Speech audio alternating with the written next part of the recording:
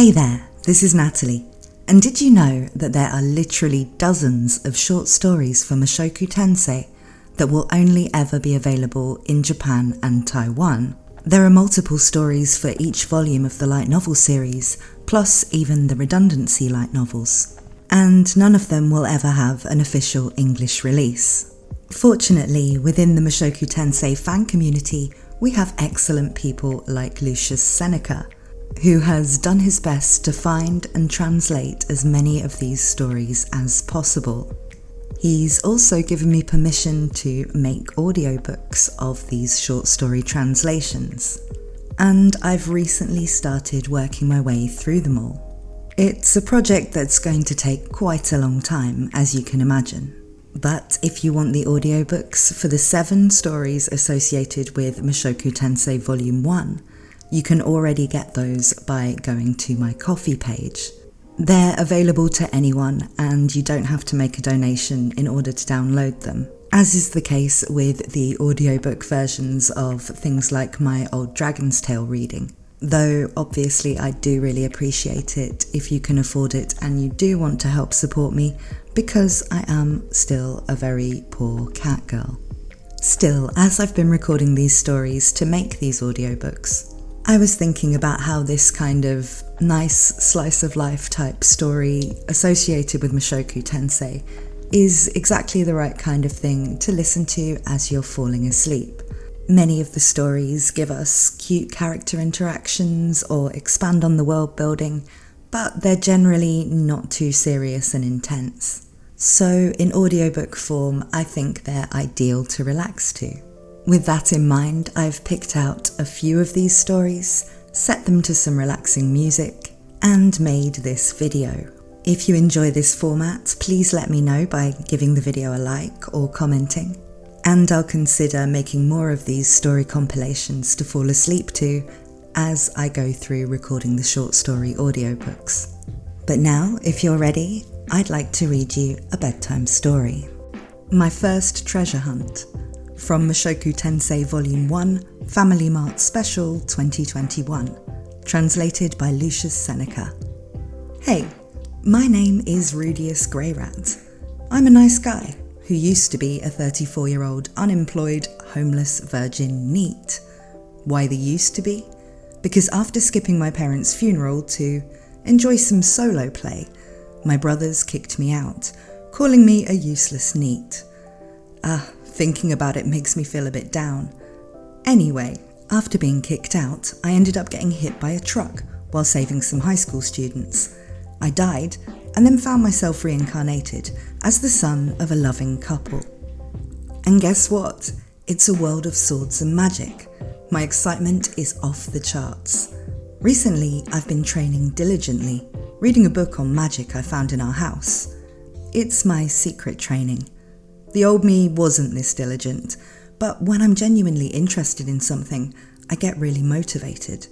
So, today as usual, I'm reviewing the magic book and practicing how to shoot water bullets. As I opened the first page of the magic manual, a piece of paper slipped out. I thought maybe a page was missing, but that didn't seem to be the case. When I picked up the paper, I saw what looked like a floor plan of our house. It's definitely our house. Wait a second, does this mean our house has some connection to this magic manual, published by the Magic University? Of course not. This wasn't here yesterday. Glancing behind me, I saw my father peeking through the crack in the door. His name is something like Paul, I think. This must be his doing. I can't quite figure out what this European-looking handsome guy is thinking, but given that most of the bedtime stories he tells me are adventure-themed, maybe he wants me to experience the thrill of a treasure hunt.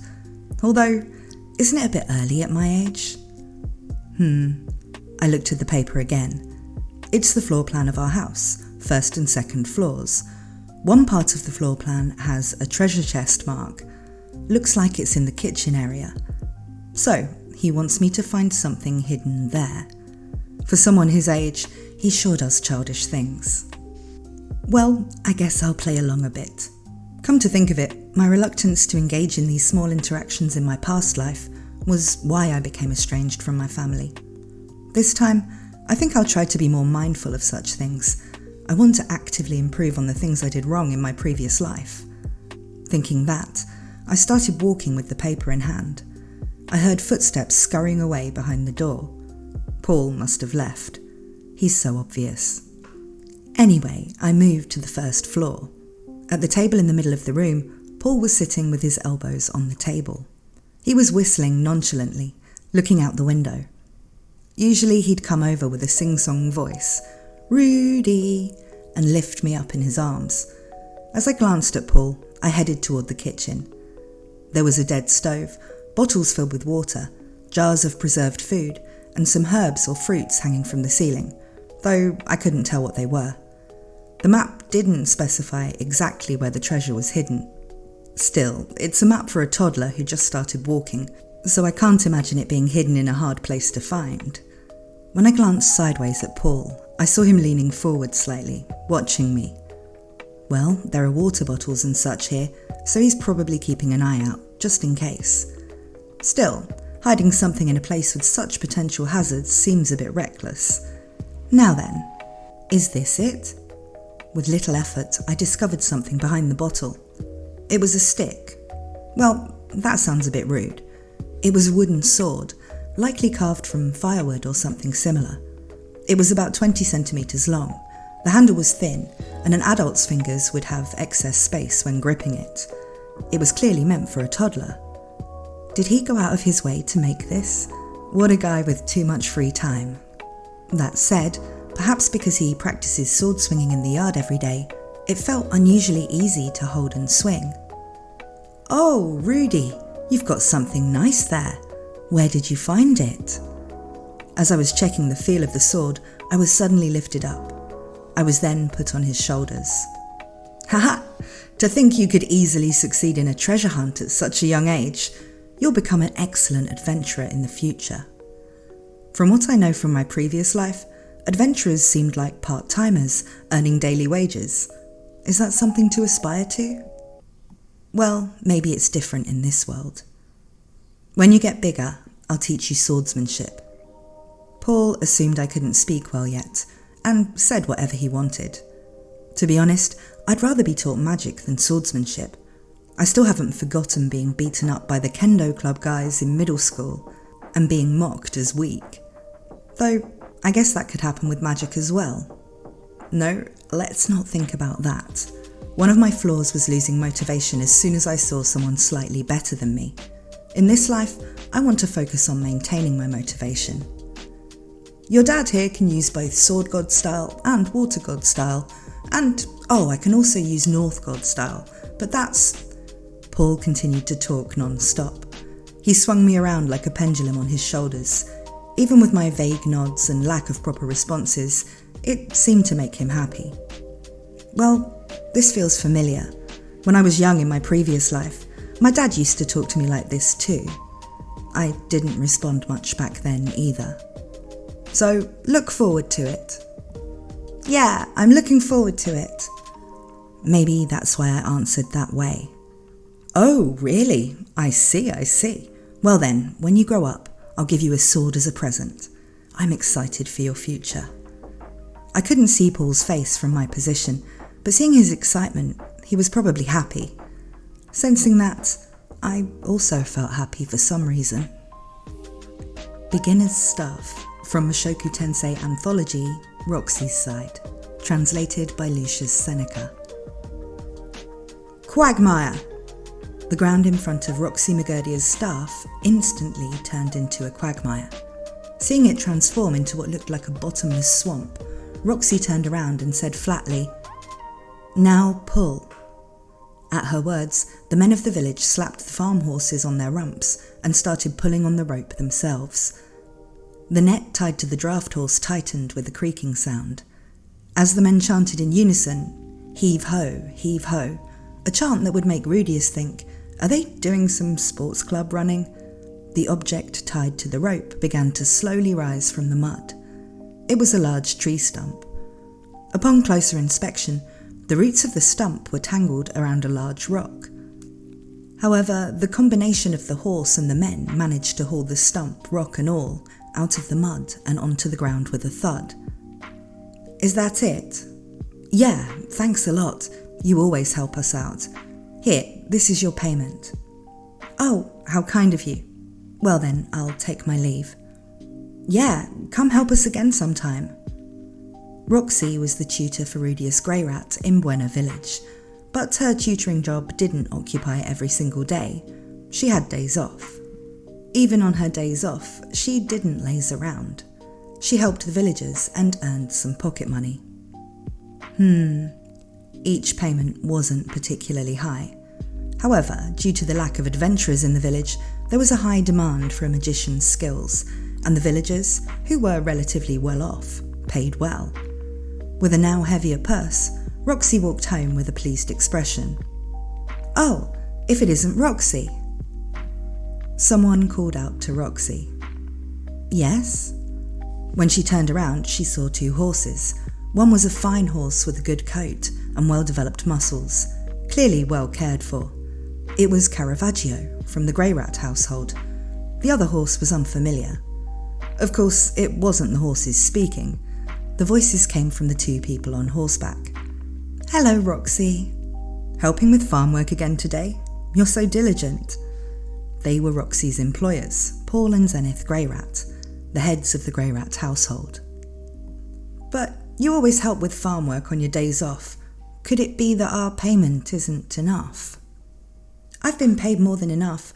This is just a side job to earn some extra spending money. One can never have too much money.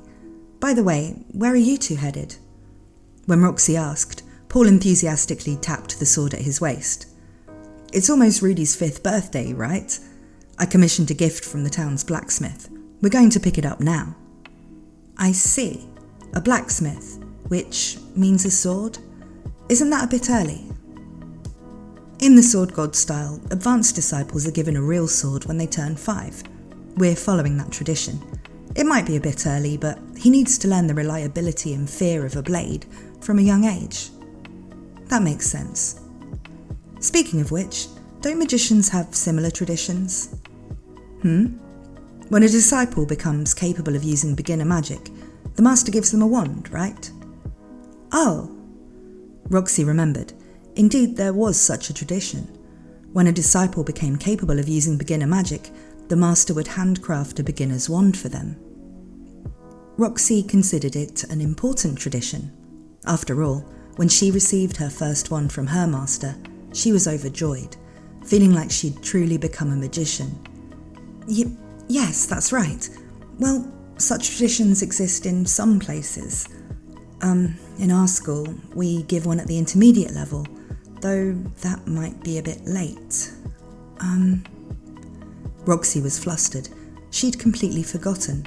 She could excuse herself by saying Rudeus could use intermediate magic from the start, but it was true that she'd forgotten this important tradition. Zenith spoke to her. "Hey, Roxy." "Yes?" Roxy shivered. She felt utterly unqualified as a teacher. Zenith could have been angry, accusing her of slacking off or not liking their child. It would be no surprise if she was scolded like that. Roxy feared she might lose her job. But Zenith understood Roxy well. "Shall we go and buy the materials together?" "Yes." Roxy could only nod weakly at Zenith's kind words. There was a snapping sound as the wand broke in Roxy's hands. Another failure. Roxy was at the workbench in the corner of a tool shop, trying to craft a beginner's wand. On the desk were magic stones, wood and metal fittings. All of them were high-quality items that Roxy had run all over town to gather. A magician's staff becomes more powerful with higher-grade magic stones and wood. Additionally, carving a magic circle on the metal fittings that connect the magic stone and the wood can further increase its power. But this isn't necessary for a beginner's staff. Even the magic stone could be of the lowest rank, and any wood would suffice. Since it was a beginner's wand, it was intended to be a disposable item. However, Roxy had resolved that if she ever had a disciple, she would use at least this level of material. Rudeus was Roxy's first disciple, and Roxy herself had received a reasonably good wand from her master. She'd learned at the Magic Academy that the better the master, the better the wand they would give. Therefore, Roxy had decided from the start to use a magic stone 1 rank from the lowest, and wood from a lesser treant sapling for the staff. Listen, Missy, I understand how you feel, but it's impossible for a beginner to work with lesser treant sapling wood. Use this red oak instead. No, it has to be this. Lesser treant sapling wood is the best among the inexpensive woods available. Compared to using magic barehanded, the difference in quality is clear. Some magicians focus solely on the magic stone, but to Roxy, they were amateurs. The quality of the staff is determined by the wood. It's essential for the wood to efficiently transmit mana to the magic stone with minimal waste. The wood determines how well the mana flows and how much power can be sent to the magic stone. Among lower grade woods, only the lesser treant sapling wood is said to offer these qualities. Since magic can be used barehanded, any magic stone is a bonus for the user, thus the quality of the staff is determined by the wood. Roxy was particular about this, but there was one thing she didn't know. Lesser treant sapling wood is fragile and difficult to work with. I'll buy another one. Sorry, but we're out of stock. What? Recently the town's population has been growing and new houses are being built, so wood is in short supply. I see. It's not particularly rare, so it should be back in stock soon. As the name suggests, lesser treant sapling wood is obtained by cutting down lesser treant saplings. Since lesser treants wither and die where they stand, the wood must be harvested while they are still alive. Despite this, it's not particularly challenging to obtain. Often the wood is accidentally cut down during a fight. Whether waiting for restock or putting in a request at the Adventurers Guild, it wouldn't take long to obtain. However, Rudy's birthday was approaching soon. Waiting for a restock might mean missing the date. Another type of wood was an option, but Roxy didn't want to use anything cheaper. On the other hand, more expensive woods were too luxurious for a beginner's staff and were better suited for staffs used by intermediate or advanced magicians. It would be a waste. This was the first beginner's wand for her first disciple. It was a special occasion for Roxy too, and she didn't want to compromise. Oh, here you are. Finally found you. Hey, I've been looking for you. A voice called out from the shop's entrance. It was the voice of a young man and a young woman. For the second time today, Roxy turned around with a wry smile. Oh, sorry, I'm having some difficulties. As expected, it was Paul and Zenith. Each of them was holding a carefully wrapped package, indicating they had finished their shopping. If it's a price negotiation, I can help. Believe it or not, I learned a thing or two from a thief friend back in the day, Zenith offered. No, actually, it seems the item I need is out of stock, Roxy explained. Can't you use something else? Paul asked. Of course not. A staff is very important to a magician, isn't it, Roxy? Zenith quickly replied. Roxy smiled a bit at Zenith's eagerness to defend her. Well, it's not that I absolutely can't, but a beginner staff is a special item that signifies the first step of a magician. I don't want to compromise. And it's for Rudy's birthday. I want to give him something proper. I've heard that the 5th birthday is a special occasion for humans. Roxy felt a mix of enthusiasm and guilt. After all, she had almost forgotten to prepare the gift in the first place. This was her way of making amends. Using cheap materials was not an option. Roxy. Zenith covered her mouth with her hand, visibly moved. They'd come to think of this young magician as part of their family, and she was responding in kind. That made her very happy. So, what's the problem? Paul asked. I wanted to use lesser treant sapling wood, but it's sold out, Roxy replied. I see, Paul exclaimed, clapping his hands together. Well then, let's not waste any time. Let's go. Go where? Roxy tilted her head in confusion. Paul responded with a confident grin, patting the sword at his waist. To get it ourselves, of course. Roxy and Zenith exchanged looks. We can't seem to find any, Roxy sighed. Indeed. It's been a while since I entered the forest, but I remember tree ants attacking almost immediately, Zenith remarked. When you think of forests, you think of tree ants. Normally we should have encountered several by now, Roxy agreed. They were in the forest near the town, searching for a lesser tree ant. All three of them were formerly high-ranking adventurers. It was faster to retrieve the material themselves than to wait for it to be restocked. That was Paul's proposal. However, an hour had passed since they'd entered the forest. While they'd encountered other monsters sporadically, they'd yet to come across a lesser tree ant. Still, you both have some impressive skills, Roxy commented. Of course, even though I look like this, I used to be an S-rank adventurer, Zenith replied proudly. Well, Zenith's actual skill level is probably around A or upper B at best, Paul added. What do you mean? You were the one who rushed to get my rank up so I could join your party. Even if my skills don't match, S-rank is S-rank, Zenith retorted. Please don't fight. Zenith, you're doing quite well. Many healing magicians tend to be timid, but you're not like that. You handle the enemies coming at you until Paul can come to your aid, making it easier for an offensive magician like me to operate, Roxy complimented.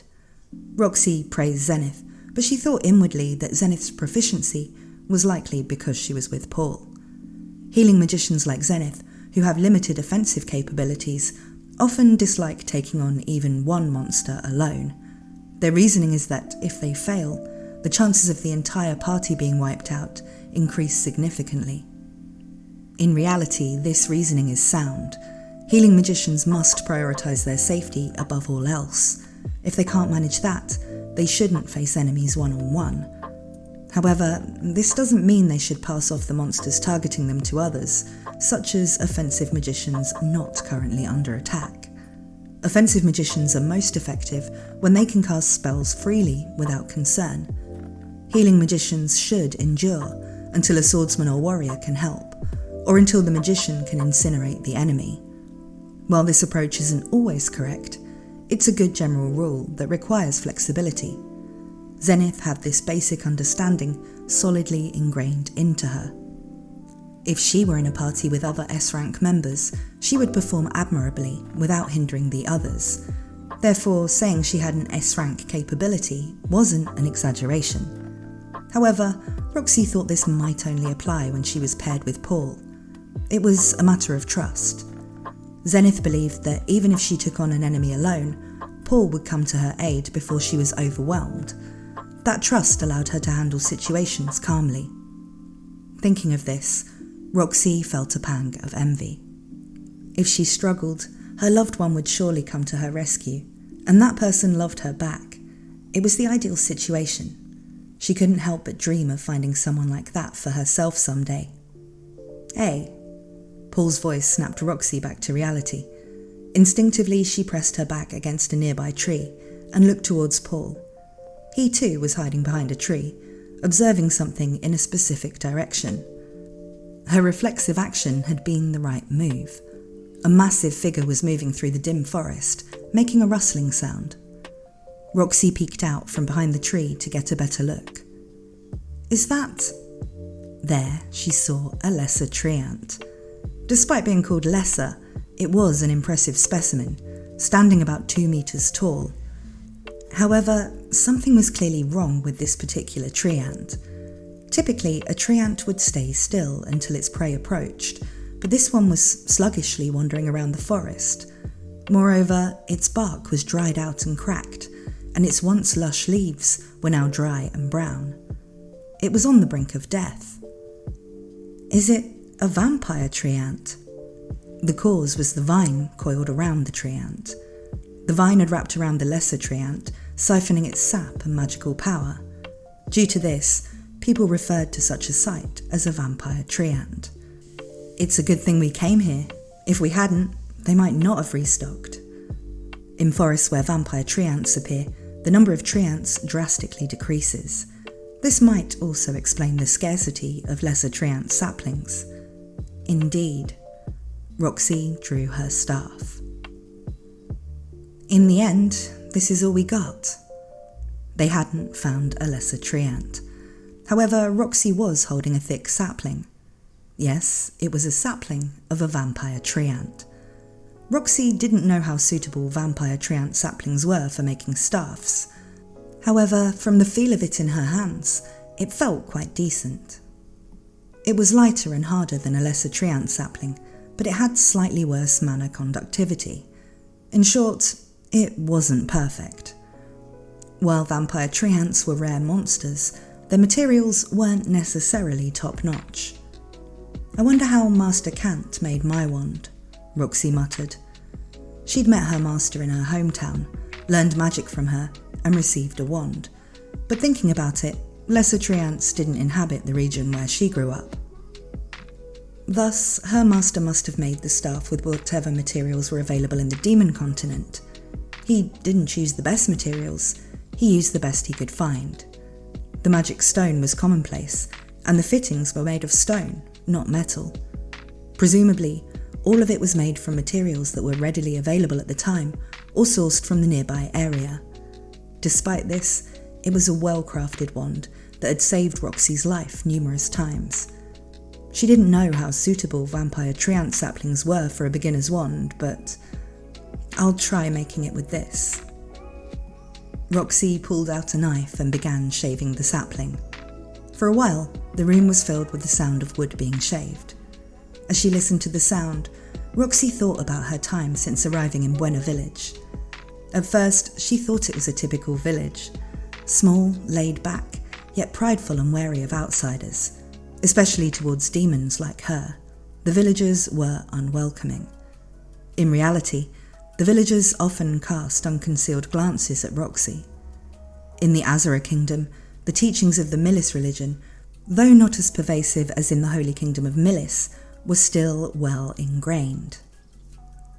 There were many who disliked demons simply because they were demons, and even those who didn't outright hate them still had a tendency to avoid them. Knowing that the lady of the house where she was employed, Zenith, was a follower of Milis, Roxy had thought, this might not be a very pleasant place to live. However, whether it was the kingdom's nature, the people's personalities, or their life experiences, Paul and Zenith were kind to Roxy. They treated her as family or a friend and never mentioned anything about her being a demon. Perhaps because of their attitude, the villagers' behaviour towards Roxy began to change as well. They started to smile at her. "Good day, teacher. Are you going out today?" "Teacher, we've just harvested some fruits. Would you like some?" "Teacher, thank you for the other day. Thanks to you, it looks like we'll have a good harvest this year as well." It felt like a nice place.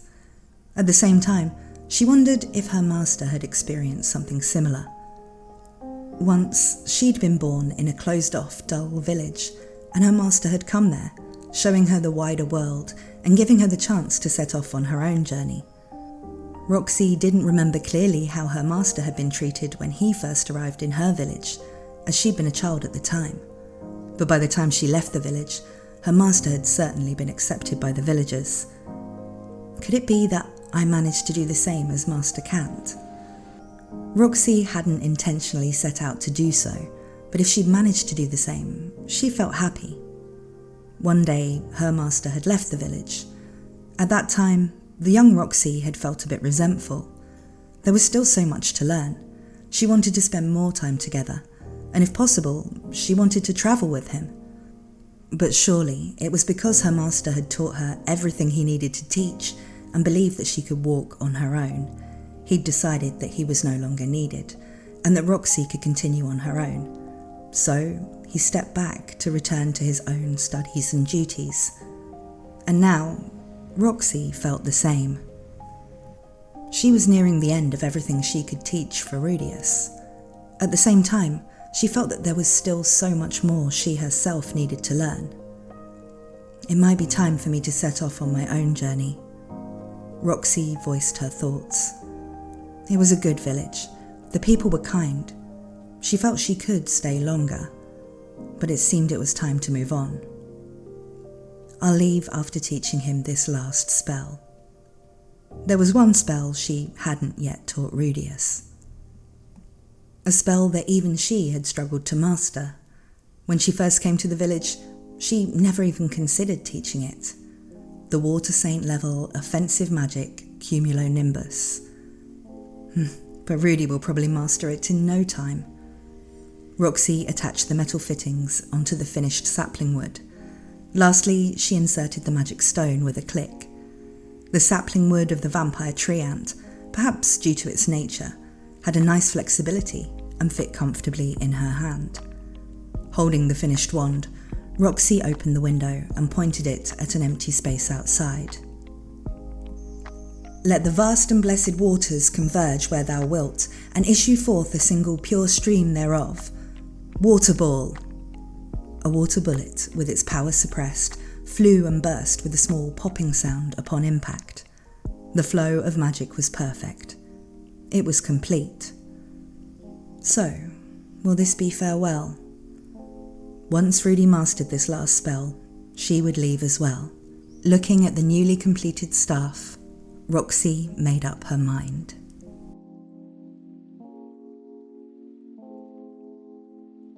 Rudeus earns points.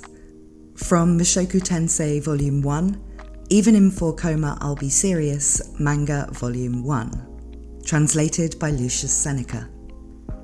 That day, as usual, I was training magic with Sylfie. Under a large tree, while practicing my own magic, I was also watching Sylphie's progress. Sometimes we talked about magic, and other times we had light-hearted conversations, like things Roxy had taught me, or how Paul overly doted on his horse. Yesterday was the same, and the day before too. It had become a daily routine lately. There was a slight sense of something lacking, but Sylphie was learning something new every day. She seemed to enjoy it, and she was happy, so this was fine. To be honest, when I first realised Sylphie was a girl, I didn't know how to get along with her, but so far, it seems to be going well. I'm a bit relieved.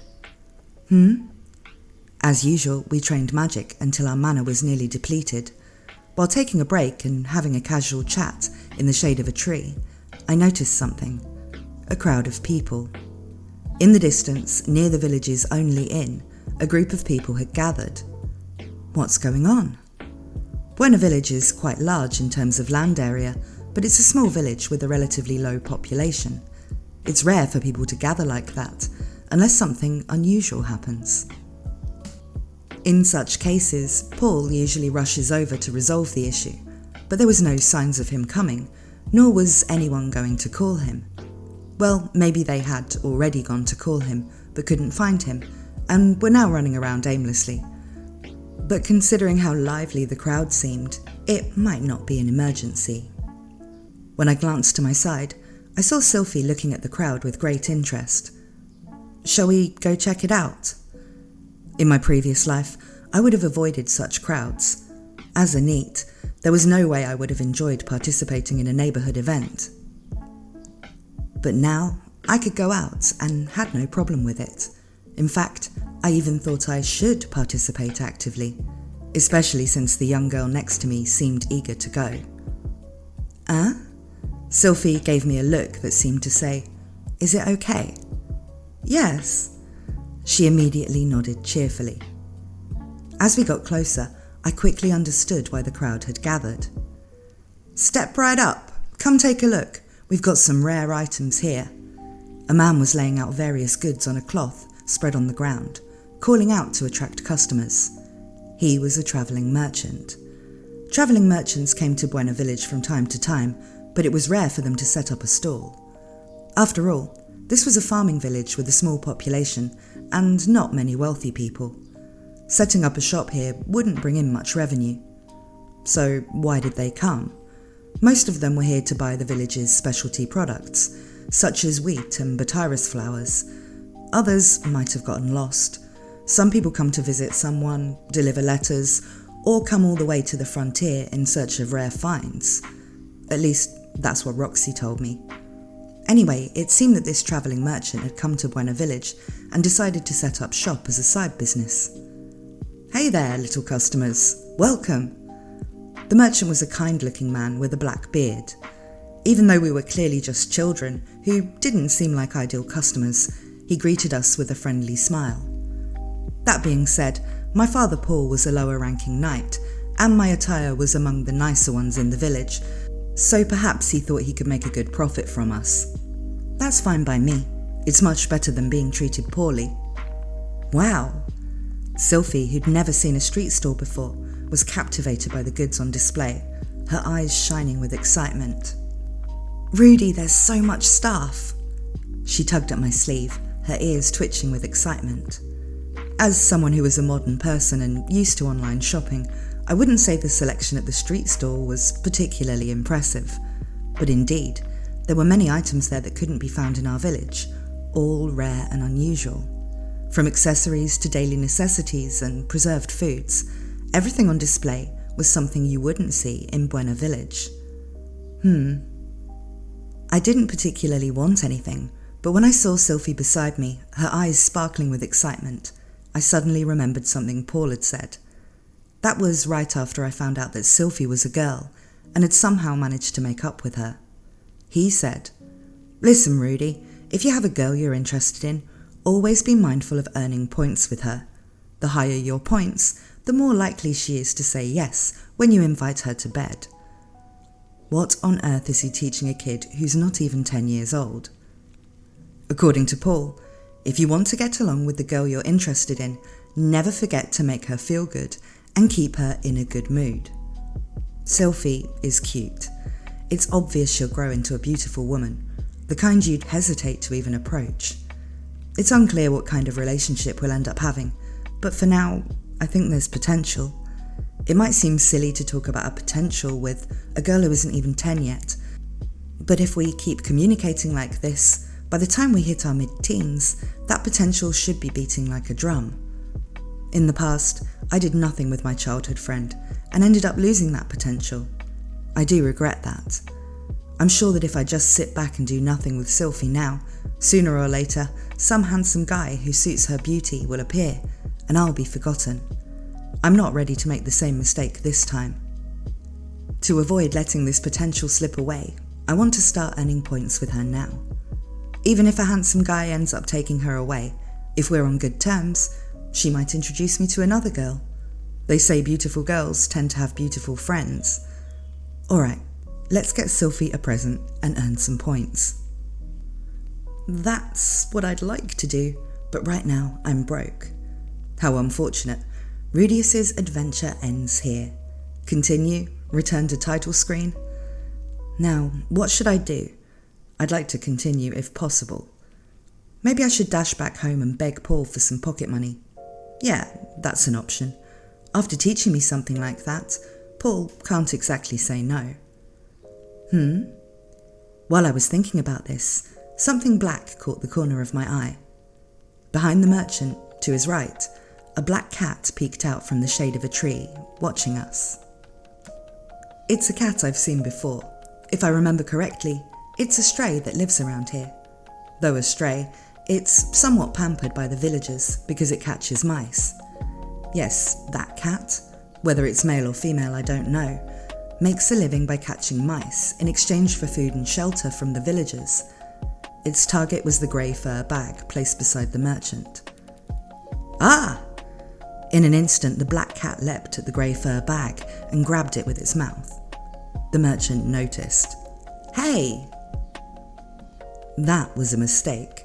The black cat stiffened for a moment, then bolted away in an instant, still holding the grey bag in its mouth. Hey!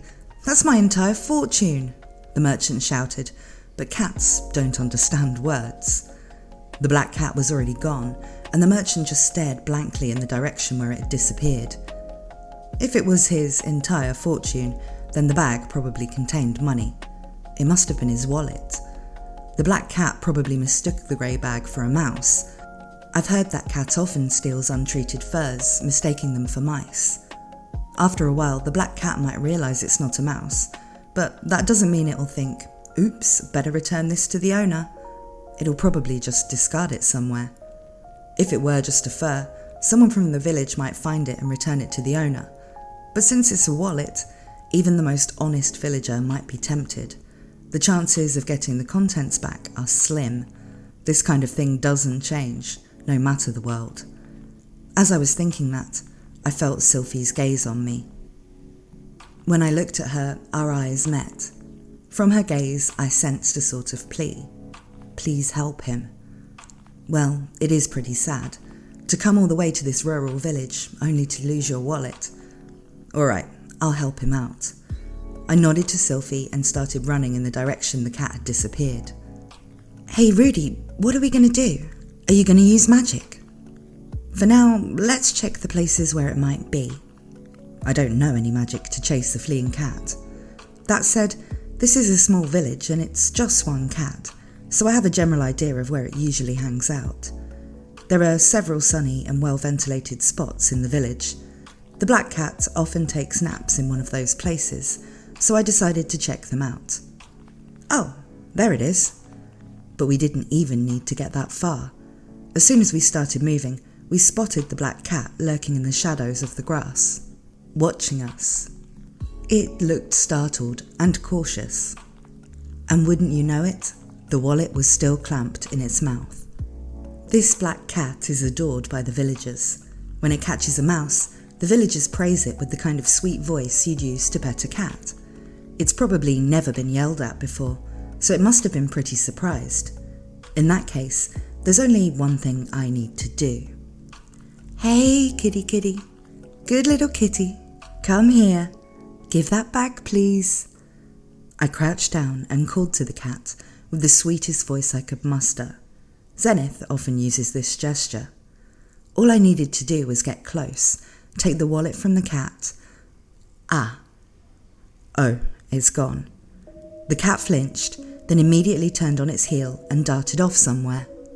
Damn it. Come to think of it, I've never been particularly good with animals, even in my previous life. Even though I've reincarnated, it seems my cat charming skills aren't enough to break through the defences of a wild black cat. Let's chase it, I said to Sylfie, and started running again. But the cat, being a creature that has lived in the wild, would only do one thing when something tried to chase it. The moment we started running, the black cat dashed away at full speed and vanished from sight in an instant.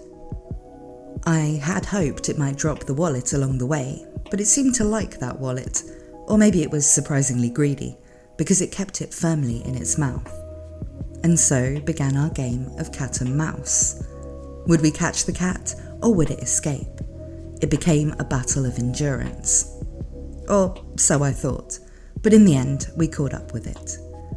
At one point, we'd completely lost it, but just before that happened, I cast a mud spell to slow it down, and it worked. The cat, now covered in mud, started leaving tracks wherever it went. We finally caught up to it at a small shed at the edge of the fields. In the corner of the shed, where farm tools were kept, there was a pile of straw, and the black cat was there. But it wasn't alone. There was another cat, a spotted one, lounging in the straw. Around the spotted cat, 5 kittens were rolling around, mewing softly. When the black cat saw us, it crouched and hissed at us. It seemed this black cat was married. Apparently, it had been trying to earn some points with its wife, or rather, bring her some food, since she was weak from giving birth. However, even if the wallet looked like a mouse, a wallet is still a wallet.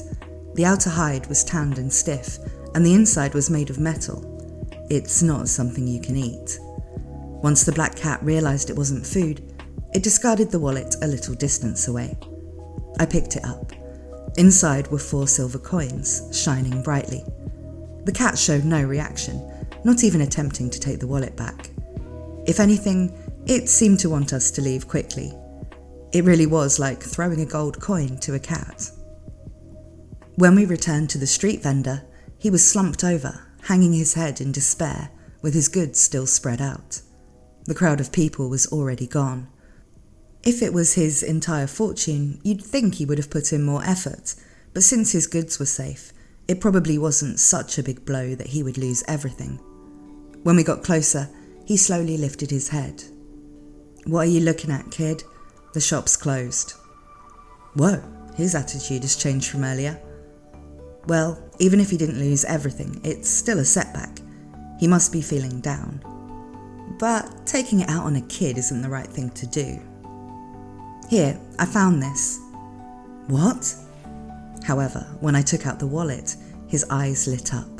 He snatched the wallet from me and immediately checked its contents. 1, 2, 3. Is everything there? Yes, it is, young man. When the merchant lifted his face, it had transformed into a beaming smile, like that of Ebisu, the god of prosperity. Thank you, young man. Young lady, you've saved me. As he thanked us, Sylfie and I exchanged a smile. That's great. Yeah. But the sun was already setting. It was time to head home. The merchant would probably pack up his stall soon, and even if I asked Paul for some money when we got back, it would be too late. I didn't get to show off or buy her a gift. I guess my plan to earn points with Sylfie was a failure. Well, at least we did a good deed, so I'll consider that a win. Besides, if you look at it from another angle, we made a memory together, so maybe I did earn some points after all. Just as I was thinking that. Alright, I'm a merchant after all. As thanks for getting my wallet back, how about I let you take one item from the stall for free? The merchant spread his arms wide, gesturing to the goods laid out on the mat. Really? This must be what they mean when they say a gift from the shelf. Yes, but what should I choose? This was an important decision. If I picked something Sylfie liked from this selection, her affection for me would skyrocket. I aimed for perfect communication. Should I go for a ring, a necklace, maybe a parasol, or perhaps that lamp over there? Damn, I need more information. Wait a minute. No matter how much I think about it, I can't know what Sylfie likes. Sylfie, why don't you pick? Huh? I don't really need anything, so you should choose something you like. This is it, a change in strategy. I'm not the one choosing a gift for Sylfie. Instead, I'm giving Sylfie the right to choose, the right to pick whatever she wants. By doing this, I'd increase her affection for me and also get to know her preferences better. Next time I have a chance to give her a present, I'll be able to boost her affection even more. By then, inviting her to bed won't just be a possibility, she'll be coming to bed by herself. Yes, from this very moment, I'm laying the groundwork for the next point-earning opportunity. Okay then, I'll take this. What Sylfie chose was unexpected. A few minutes later, Sylfie and I each held a wooden basket. Inside there were fluffy yellow kernels. These were beans that had been dried and then heated to high temperatures. The beans would pop and swell, transforming into fluffy kernels.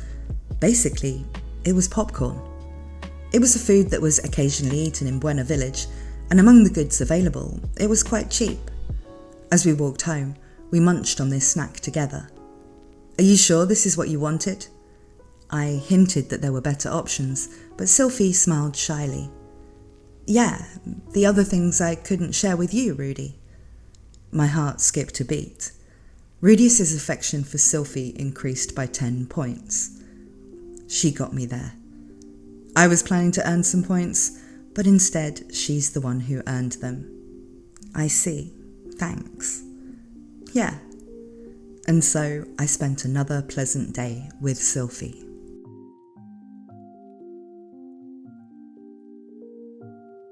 Sylfie and Etiquette.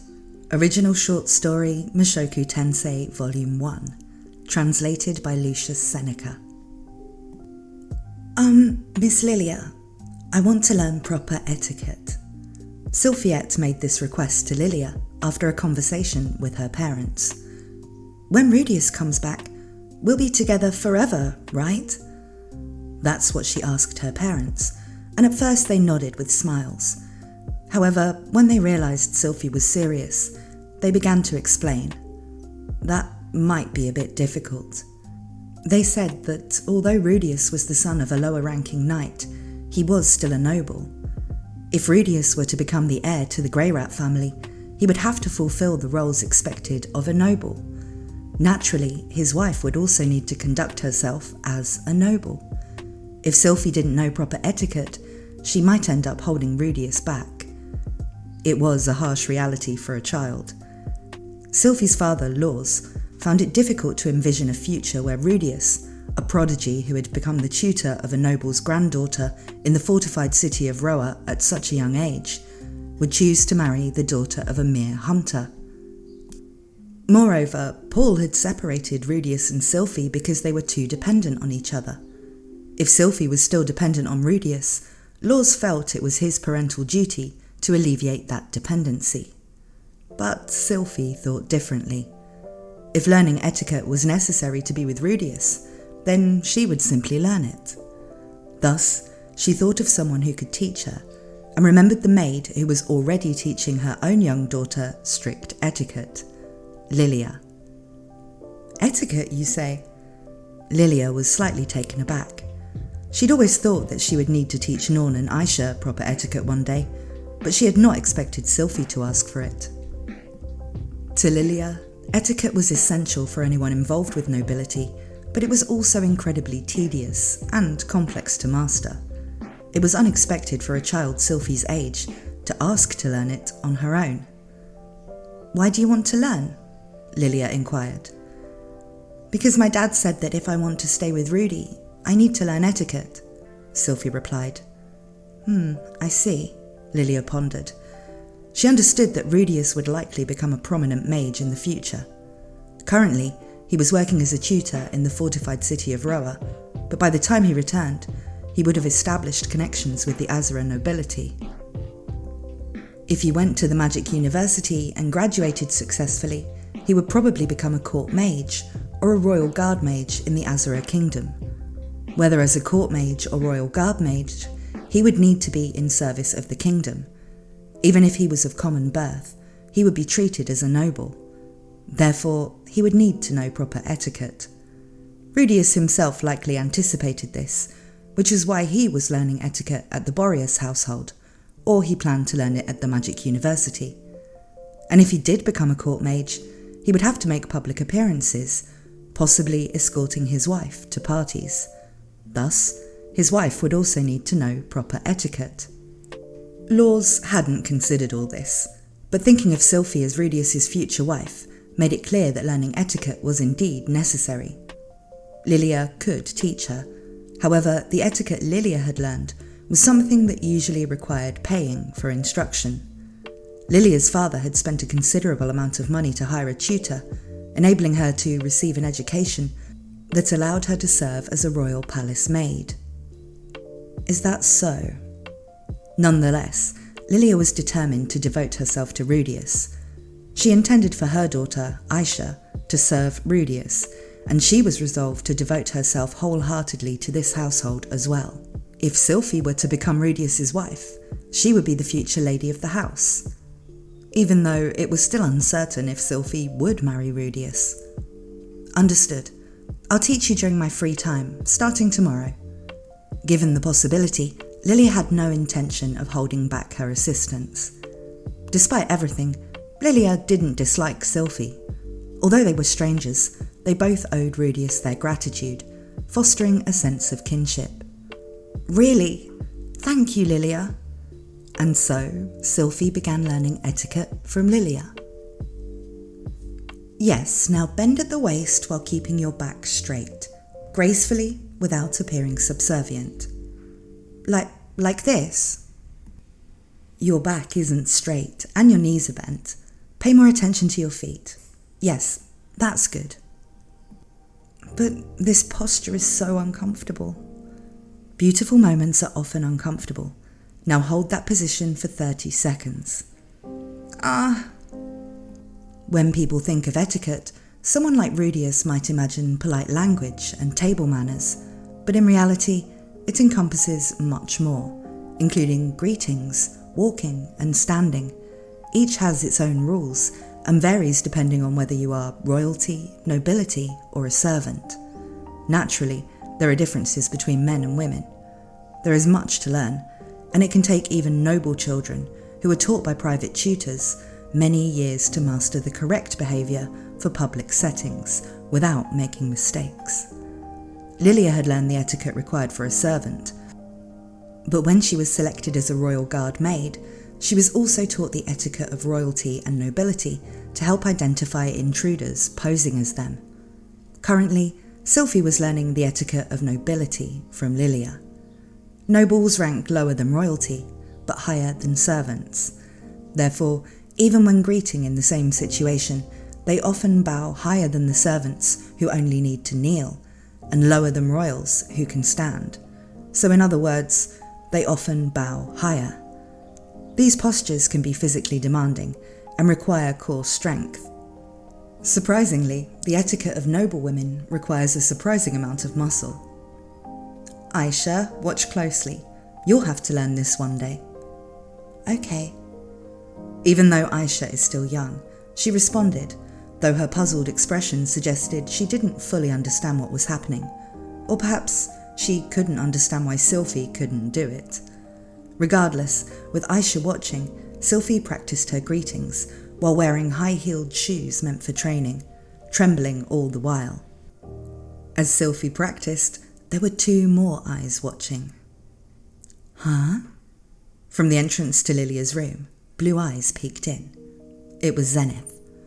If Rudeus had been there, he might have muttered, "Just like a housemaid," in that exact posture as he peered into the room.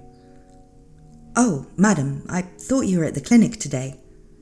Lilia, the actual housemaid, bowed her head, and Zenith opened the door and walked in. "I finished early and came back. Then I noticed you were missing and wondered where you went. What are you doing?" "I'm teaching etiquette to Lady Sylphiette. I thought it would become necessary for her if she becomes Lord Rudeus's wife." "Oh, Sylfie, are you going to be Rudy's bride?" With a broad smile, Zenith's words made Sylfie blush and look down. Seeing her reaction, Zenith's smile widened even more, clearly delighted. Sylfie, you're so cute." "Alright, if that's the case, I'll help too. Believe it or not, I used to be a proper young lady before I became an adventurer." "If I recall, you were a noble lady in the Holy Kingdom of Milis." "Yes. It was too restrictive, so I left, but I had good grades at school and was even called a role model for all ladies." "That's hard to imagine."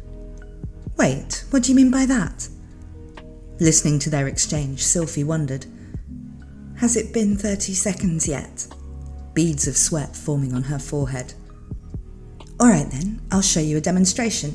Copy me and remember it." "Yes." Satisfied with Sylfie's response, Zenith lightly lowered her waist, slightly bent her elbows, made a gesture as if lifting a dress, stepped her right foot slightly back, and lowered her head with her chin tucked in.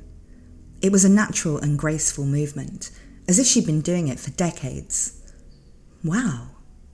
Sylfie let out a sound of admiration. The movement was more refined than even Lilia's, making Sylfie feel as if a real princess had appeared before her. As an example, it was perfect in Sylfie's eyes.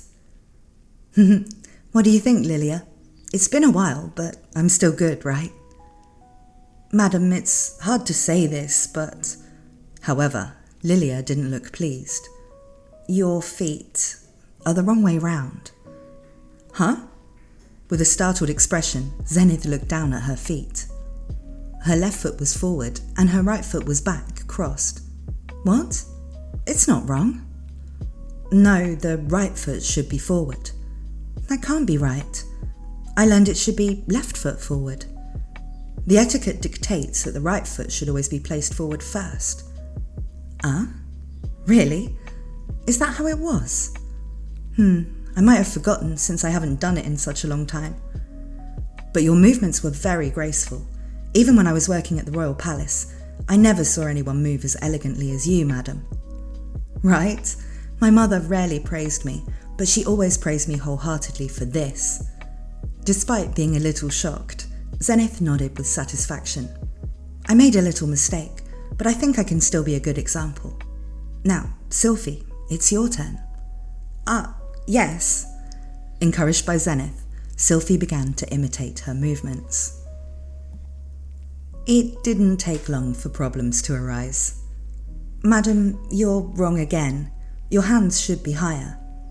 "I'm telling you, they should be below the navel." "No, they should be around the solar plexus." "That can't be right."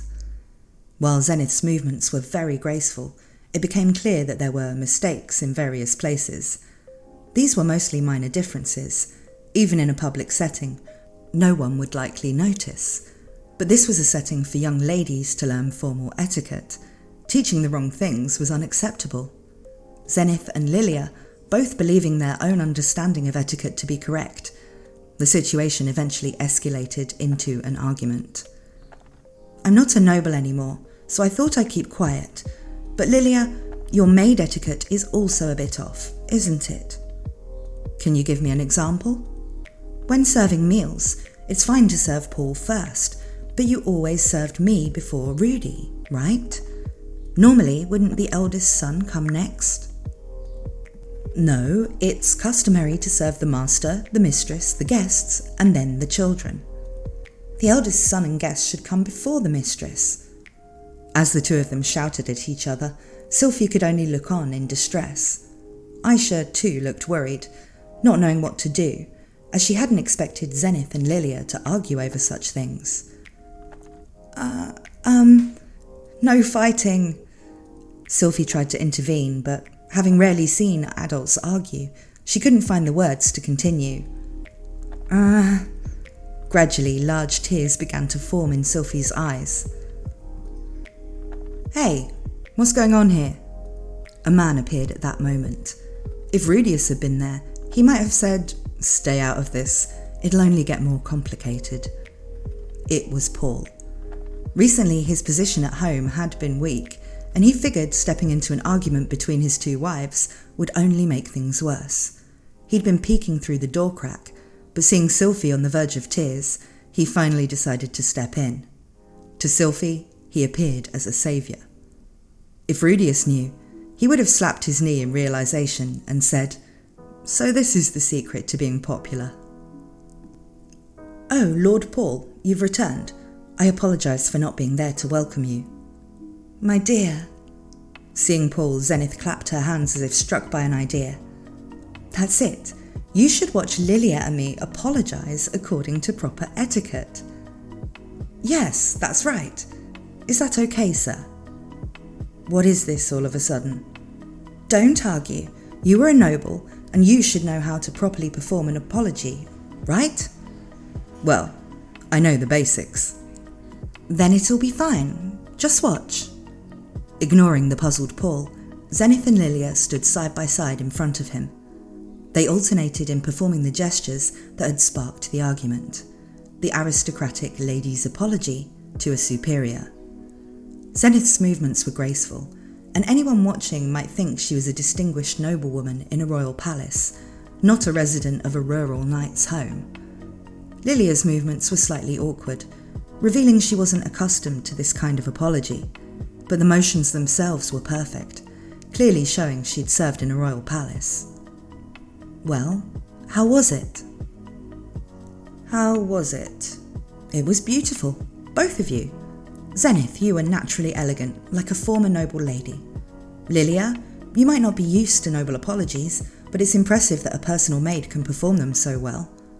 Paul's answer, produced by his brain working at full capacity, was designed to praise both women as fairly as possible, something perfected from his years of flirting. But that wasn't what was needed. That's not it. I'm asking which one was correct. Which one? There isn't a correct one or not, right? Why not? There's only one proper way for a lady to apologise. That's right. My lord, just because you neglected your etiquette studies doesn't mean you should say whatever you want. Indeed, Paul had hardly studied etiquette during his childhood. However, when it came to the art of apology, he was an expert. He had apologised often himself and had seen many nobles apologise to his father. I'm not being careless. Then you should be able to tell which one of us is wrong. Moreover, Paul's knowledge extended to customs from distant lands. That's what I'm saying. Neither of you is wrong. Zenith's way of doing it is the Millis etiquette, and Lilia's has the Azura etiquette, right? It's only natural that the methods of apology differ depending on the country, Paul explained. At those words, Zenith and Lilia paused. They looked at each other for a few seconds, then straightened their postures and bowed gracefully to each other. I'm sorry. I said something terrible because of my misunderstanding. Can you forgive me? No apology is necessary. I spoke presumptuously, even though I knew you were from Millis, madam. I accept any punishment. After bowing to each other for a few more seconds, their shoulders began to shake. And then they both started laughing. What the hell, Paul muttered, scratching his head in exasperation before noticing the girl standing to his side. Well, Sylfie, it must be tough learning from these two, but do your best. Yes. Thus, Sylfie began learning the etiquettes of both Millis and Azura.